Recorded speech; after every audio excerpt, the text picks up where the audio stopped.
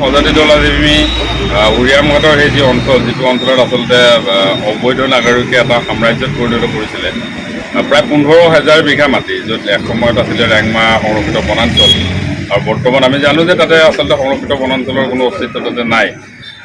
আমি সেই অঞ্চল পৰিদৰ্শন কৰি এটা কথা লক্ষ্য কৰিছোঁ যে তাত আচলতে বৃহৎ সংখ্যক অসমৰে বিভিন্ন জিলাৰ পৰা অহা একাংশ সন্দেহজনক লোকে সেই অঞ্চলটোত এক প্ৰকাৰ খেতি বাতি কৰিছিলে সমান্তৰালভাৱে তাতে শিল আদিৰ এটা বিৰাট ডাঙৰ ব্যৱসায় আৰু লগে লগে বিভিন্ন অপৰাধমূলক কাম কাজৰো এক প্ৰকাৰ ঘাটি হৈ পৰিছিলে সেই জেগাটো।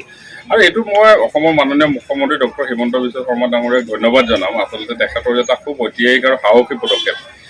প্ৰায় 80ৰ দশকৰ পৰাই তাতে অবাধ প্ৰব্ৰজন আৰম্ভ হৈছিলে।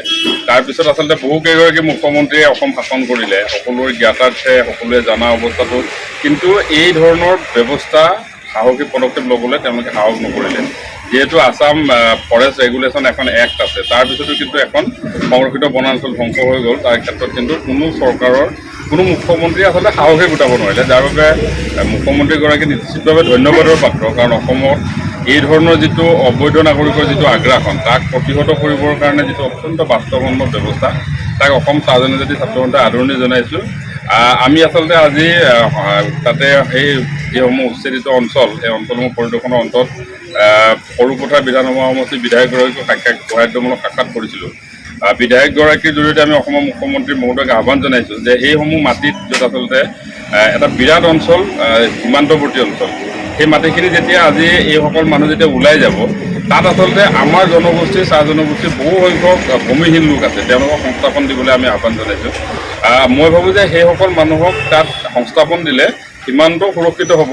আৰু আজিৰ তাৰিখত তাতে যিসমূহ বিৰাট ডাঙৰ ব্যৱসায়ী আদি তামোল আদি কৰি আছে, সেইসমূহ ধ্বংস নকৰাকৈ যদি তাতে শিক্ষিত নিবনুৱাসকলক সংস্থাপনৰ চৰকাৰে এটা আঁচনি লয়, তেতিয়া মই ভাবোঁ বহু সংখ্যক শিক্ষিত নিবনুৱা উপকৃত হ'ব। তো সেইটোৱে আমি আহ্বান জনাম অসমৰ মাননীয় মুখ্যমন্ত্ৰী বৈঠক আজি এই সৰুপথাৰ বিধানসভা সমষ্টিৰ বিধায়কগৰাকীকো আমি এইটো আহ্বান জনাইছোঁ যে চাহ জনগোষ্ঠীৰ ভূমিহীন লোকসকলক বিভিন্ন পৰিয়ালক তাতে সংস্থাপন দিয়াৰ এটা ব্যৱস্থা অসম চৰকাৰে কৰক, যাতে কোনো কাৰণতে NSCNৰ ভাবুকিৰ দৰে ভাবুকিয়ে যাতে কোনো কাৰণতে সেইসমূহ মাটি NSCNৰ কবলত যাব নোৱাৰে, নাগাৰ কবলত যাব নোৱাৰে। তাক কিন্তু সুৰক্ষিত কৰা অসম চৰকাৰৰ দায়িত্ব আছে। সন্দেহযুক্ত লোকসকলক উচ্ছেদ কৰাৰ পিছত যাতে কোনো কাৰণত নাগাই সেইসমূহ মাটি অধিগ্ৰহণ কৰিব নোৱাৰে, তাৰ কাৰণে অত্যন্ত সুৰক্ষাৰ এটা ব্যৱস্থা কৰিব লাগিব। বৰ্ডাৰ আউটপোষ্ট আৰু অধিক শক্তিশালী কৰিব লাগিব। আৰু লগে লগে মই ভাবোঁ যে তাতে একাংশ মানুহ তাত বসতি স্থাপন কৰিবৰ কাৰণে ব্যৱস্থাও চৰকাৰে কৰি দিব লাগিব। দেখা গৈছে যে নাগালেণ্ডৰ বিদ্ৰোহী সংগঠন NSCNৰ এখন পত্ৰই সামাজিক মাধ্যমত দিয়া এখন পত্ৰই ইতিমধ্যে বৃহৎ প্ৰতিক্ৰিয়াৰ সৃষ্টি কৰিছে। এই ক্ষেত্ৰত আচ্ছাৰ সভাপতি হিচাপে আপুনি কি কয়? চাওক, আজি আমি তাতে যেতিয়া সেই অঞ্চল পৰিদৰ্শন কৰিছোঁ, তাত বহু সংখ্যক তেনেকুৱা উচ্ছেদ হ'ব লগা চৰকাৰে নটিচ প্ৰদান কৰা বহুকেইটা পৰিয়ালক আমি সাক্ষাৎ কৰিছোঁ। তেওঁলোকে আমাক বিভিন্ন নথি পত্ৰও দেখাইছে, ফৰেষ্ট ৰেঞ্জাৰৰ নথি পত্ৰ, বৰ্ডাৰ মেজিষ্ট্ৰেটৰ নথি পত্ৰ। সঁচা অৰ্থত ক'বলৈ সেইসমূহ মাটি যে অসমৰ মাটি, তেওঁলোকৰ কাগজ পত্ৰ সেইখিনি প্ৰমাণ কৰে। আৰু দ্বিতীয় কথা, তেওঁলোকে ভোটাৰ লিষ্টটো দেখাইছে, 1973 ভোটাৰ লিষ্ট দেখাইছে, য'ত তেওঁলোকে বিভিন্ন অসম বিধানসভাৰ নিৰ্বাচনত তেওঁলোকে ভোটদানো কৰিছে বুলি কৈছে একাংশ মানুহে। তো এইসমূহ তথ্যৰ পৰাই প্ৰমাণিত হৈছে সেই মাটিখিনি অসমৰ মাটি। আৰু তেওঁলোকে আচলতে সেই সময়ত মই ভাবোঁ যে নাগাৰ যি মানে আজিৰ তাৰিখত নাগাই যিখন লেটাৰৰ কথা আপুনি কৈছে, নাইবা NSCNৰ যি ভাবুকি, এই সম্পূৰ্ণ সন্দেহজনক একাংশ লোকৰ উচতনিত নাগাই এই ধৰণৰ কাম কৰিছে, যাতে অসম চৰকাৰে এই ধৰণৰ যি উচ্ছেদৰ ব্যৱস্থাটো যাতে ক'ৰবাত নহয় ক'ৰবাত স্থগিত হৈ যায়। আৰু অসমৰ মানুহক এটা ভুল বাৰ্তা দিবলৈ ব্যৱস্থা কৰিছে যে এইসমূহ মাটিৰ পৰা যদি সন্দেহজনক লোকসমূহ ওলাই যায়, তেতিয়া এই মাটিখিনি নগাই অধিগ্ৰহণ কৰি ল'ব।